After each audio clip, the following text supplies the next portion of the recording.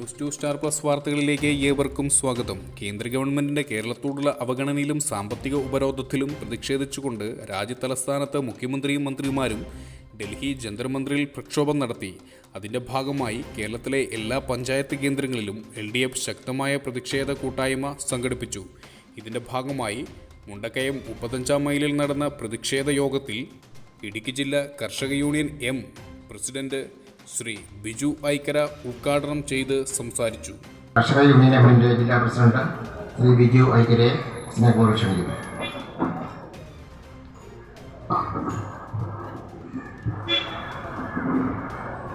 ഈ സമര പോരാട്ടത്തിൻ്റെ ആദരണീയനായ അധ്യക്ഷൻ, CPIM ഏലപ്പാറ ഏരിയ കമ്മിറ്റി അംഗം, ഇടതുപക്ഷ ജനാധിപത്യ മുന്നണിയുടെ പഞ്ചായത്ത് കൺവീനർ സഖാവ് ബേബി മാത്യു, പ്രിയപ്പെട്ട സഖാക്കൾ ജി വിജയാനന്ദ്, പ്രിയപ്പെട്ട MC സുരേഷ്, കേരള കോൺഗ്രസ് പാർട്ടിയുടെ മണ്ഡലം പ്രസിഡന്റ് ആദരണീയനായ ഷാജി ഒഴാക്കോട്ടയിൽ, പ്രിയപ്പെട്ട സജിമോൻ, സഖാവ് ഷാജി പി ജോസഫ്, പ്രിയപ്പെട്ട KP സുരേന്ദ്രൻ, ഷിംസ് സെബാസ്റ്റ്യൻ, പ്രിയപ്പെട്ട PJ റജി തുടങ്ങി ഈ വേദിയിൽ ഉപവിഷ്ടരായിരിക്കുന്ന ഇടതുപക്ഷ ജനാധിപത്യ മുന്നണിയുടെ ആദരണീയരായ നേതാക്കന്മാരെ, ഈ വേദിക്ക് അടുത്തും അകലെയുമായി സ്നേഹപൂർവം ഇടതുപക്ഷ ജനാധിപത്യ മുന്നണിയെ ശ്രമിച്ചുകൊണ്ടിരിക്കുന്ന മുന്നണിയുടെ ധീരരായ മുന്നണി പോരാളികളെ, പ്രിയപ്പെട്ട സഹപ്രവർത്തകന്മാരെ, സഖാക്കളെ, സ്നേഹിതരെ, നമ്മുടെ രാജ്യത്ത് കഴിഞ്ഞ 10 വർഷ കാലഘട്ടമായി അധികാരത്തിലിരിക്കുന്ന നരേന്ദ്രമോദിയുടെ BJP ഗവൺമെന്റ് നമ്മുടെ സംസ്ഥാനത്തോട് കാണിക്കുന്ന അവഗണനയിലും അതില് ഉപരിയായി നമ്മുടെ സംസ്ഥാനത്തോട് കേന്ദ്രം കാട്ടിക്കൊണ്ടിരിക്കുന്ന സാമ്പത്തിക ഉപരോധത്തിലും പ്രതിഷേധിച്ചുകൊണ്ട് കേരളത്തിന്റെ പ്രഗത്ഭനായ മുഖ്യമന്ത്രി, ആർജവമുള്ള മുഖ്യമന്ത്രി സഖാവ് പിണറായി വിജയന്റെ നേതൃത്വത്തിൽ നമ്മുടെ ഇടതുപക്ഷ ജനാധിപത്യ മുന്നണിയുടെ കേരളത്തിലെ നേതാക്കന്മാരും നമ്മുടെ മുന്നണിയിലെ ഘടകകക്ഷികളുടെ പ്രിയപ്പെട്ട പാർലമെന്ററി നേതാക്കന്മാരും, അതുപോലെ തന്നെ നമ്മുടെ MLA-മാരുൾപ്പെടെ, മന്ത്രിമാരുൾപ്പെടെ, നമ്മുടെ MP-മാരുൾപ്പെടെ കേരള ചരിത്രത്തിന്റെ ഏടുകളിൽ തങ്കലിപികളാൽ ആലേഖനം ചെയ്യപ്പെടേണ്ട ഒരു സമര പോരാട്ടം, പ്രിയപ്പെട്ടവരെ, നമ്മുടെ രാജ്യത്തിന്റെ തലസ്ഥാനമായ ഡൽഹിയിൽ ജന്തർ മന്ദിറിൽ നിന്ന് രാവിലെ നടത്തപ്പെട്ട് കഴിഞ്ഞിരിക്കുന്നു എന്നുള്ള യാഥാർത്ഥ്യം നിങ്ങൾക്കറിയാം. ഈ സമര പോരാട്ടത്തിന്റെ കാര്യങ്ങളെ പറ്റിയൊക്കെ, അതിന്റെ ആശയത്തെ പറ്റിയൊക്കെ കഴിഞ്ഞ കുറെ ദിവസങ്ങളായി വാർത്താ മാധ്യമങ്ങളിലൂടെയും അല്ലാതെയും ഒക്കെ എന്നെ ശ്രമിക്കുന്നു നിങ്ങൾ ബോധ്യപ്പെട്ടിരിക്കും എന്ന് ഞാൻ കരുതട്ടെ. അതുകൊണ്ട് അതേപ്പറ്റി ഒരു ദീർഘമായ ഒരു വീക്ഷണത്തിന്റെ, ഒരു പ്രസംഗത്തിന്റെ കാര്യമില്ല. പ്രിയപ്പെട്ടവരെ, നമ്മുടെ സംസ്ഥാനത്തിന് ലഭിക്കേണ്ട ആനുകൂല്യങ്ങൾ രാഷ്ട്രീയപരമായ, ആശയപരമായ പ്രശ്നത്തിന്റെ പേരിൽ, അല്ലെങ്കിൽ ഇടതുപക്ഷ ജനാധിപത്യ മുന്നണിയുടെ ഗവൺമെന്റ് കേരള സംസ്ഥാനത്ത് അധികാരം നടത്തുന്നു എന്നുള്ളത് കൊണ്ട് ആ രാഷ്ട്രീയ വൈരാഗ്യത്തിന്റെ പേരിൽ നമ്മുടെ മുഴുവൻ പദ്ധതികളെയും തുരങ്കം വയ്ക്കുന്ന ഒരു രാഷ്ട്രീയ സമീപനത്തിന് കേന്ദ്രത്തിൽ അധികാരത്തിലിരിക്കുന്ന BJPയുടെ നേതൃത്വത്തിലുള്ള ഗവൺമെന്റ് വർഷങ്ങളായി, കാലങ്ങളായി നേതൃത്വം കൊടുത്തുകൊണ്ടിരിക്കുന്നു എന്ന് ഓർമ്മപ്പെടുത്തുവാൻ ഞാൻ ആഗ്രഹിക്കുകയാണ്. ഇതിൽ പ്രതിഷേധിച്ചുകൊണ്ടാണ് പ്രിയപ്പെട്ടവരെ, ഇന്ന് വരെ കേൾക്കാത്ത രീതിയിൽ ഒരു മുഖ്യമന്ത്രിയും കേരള സംസ്ഥാനത്തെ മന്ത്രിമാരും ജനപ്രതിനിധികളും ഒരു സംസ്ഥാനത്തിന്റെ അവകാശങ്ങൾ നേടിയെടുക്കാൻ പ്രതിജ്ഞാബദ്ധമാണ് എന്ന് പ്രഖ്യാപിച്ചുകൊണ്ട് കേന്ദ്ര ഭരണ സ്ഥിരാകേന്ദ്രമായ ഡൽഹിയിലേക്ക് എത്തിച്ചേർന്നുകൊണ്ട് അവിടെ ഒരു സമരം നടത്തുവാനുള്ള സാഹചര്യം ഉണ്ടായത് എന്നുള്ള കാര്യം നമുക്ക് വിസ്മരിക്കാൻ കഴിയില്ല. എല്ലാ മേഖലയെയും കൂച്ചുവലം ഇട്ടുകൊണ്ട് ഒരു ക്ഷേമ പ്രവർത്തനങ്ങളും നടത്താൻ കഴിയാത്ത രീതിയിൽ BJPയുടെ ഗവൺമെന്റ് കേരളത്തിലെ ഗവൺമെന്റിനെ വലിച്ചു മുറുകിക്കൊണ്ടിരിക്കുന്നു എന്ന് ഓർമ്മപ്പെടുത്താൻ ഞാൻ ആഗ്രഹിക്കുകയാണ്. ഫെഡറലിസത്തിന്റെ എല്ലാവിധമായ സീമകൾ ലംഘിച്ചുകൊണ്ട് ഇന്ത്യൻ ഭരണഘടനയുടെ എല്ലാവിധ മൂല്യങ്ങളുടെയും അതിർവരമ്പുകൾ ലംഘിച്ചുകൊണ്ട് ജാതിയുടെയും മതത്തിന്റെയും വർഗത്തിന്റെയും വർണ്ണത്തിന്റെയും പേരിൽ ഇന്ത്യ രാജ്യത്തെ ജാതീയവൽക്കരിച്ചുകൊണ്ട് വർഗീയവൽക്കരിച്ചുകൊണ്ട് കാവ്യവൽക്കരിച്ചുകൊണ്ടുള്ള ഒരു രാഷ്ട്രീയ സമീപനത്തിന് നേതൃത്വം കൊടുക്കുന്ന ഒരു ഗവൺമെന്റ് ഇന്ത്യ രാജ്യത്ത് ഭരണം നടത്തുന്നു എന്ന് ഓർമ്മിപ്പിക്കട്ടെ.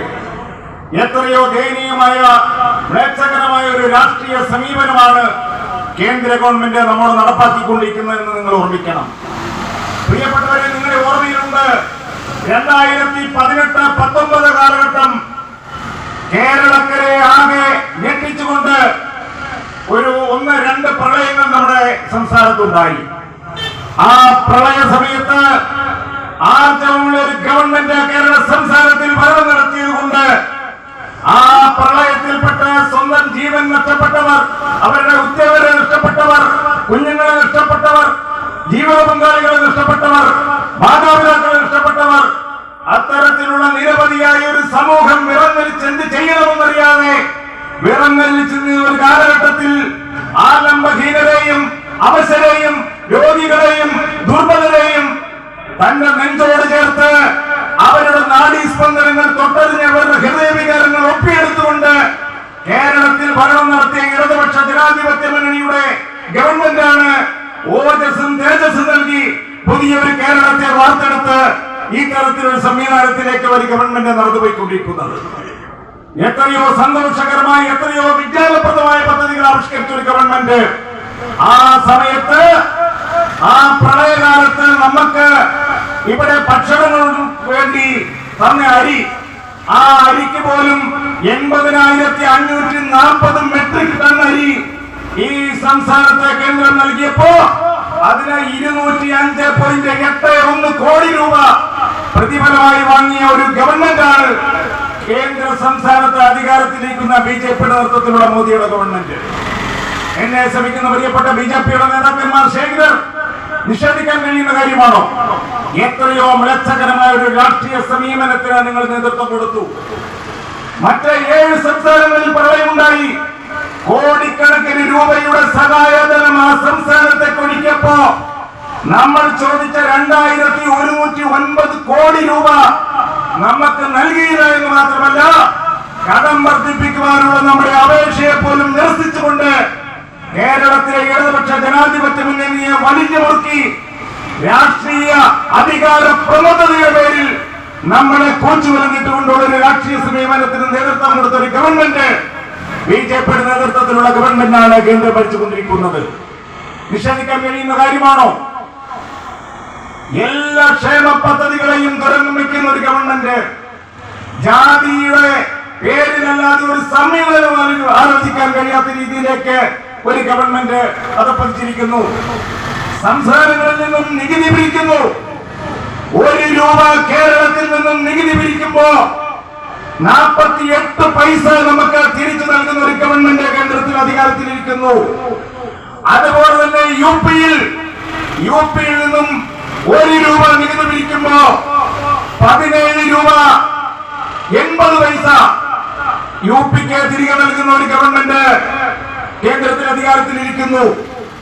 അതുപോലെ തന്നെ ബീഹാറിൽ നിന്നും 1 രൂപ പിരിക്കുമ്പോ 2 രൂപ 90 പൈസ തിരിച്ചു നൽകുന്ന രീതിയിലേക്കുള്ള സംവിധാനങ്ങൾ ചെയ്യുന്നു. ഇത്രയും മ്ലേച്ഛകരമായ വിവേചനപൂർവ്വം കേരളത്തോട് പെരുമാറുന്ന ഒരു ഗവൺമെന്റ് ഇതിനു മുമ്പ് ഇന്ത്യ രാജ്യത്തുണ്ടായിട്ടില്ല. എന്താണ് ഇതിന്റെ കാര്യം? നിരവധിയായ വികസന പ്രവർത്തനങ്ങൾക്ക് നേതൃത്വം കൊടുക്കുന്ന ഒരു ഗവൺമെന്റാണ് കേരള സംസ്ഥാനത്ത് അധികാരത്തിലിരിക്കുന്ന ഗവൺമെന്റ്. ഇവിടെ സാധാരണക്കാരായ ജനങ്ങളെ സംരക്ഷിക്കാൻ ജാഗോജലമായ കർമ്മ പദ്ധതികൾ ആവിഷ്കരിച്ചുകൊണ്ടാണ് ഒരു ഗവൺമെന്റ് കടന്നു വരുന്നത്.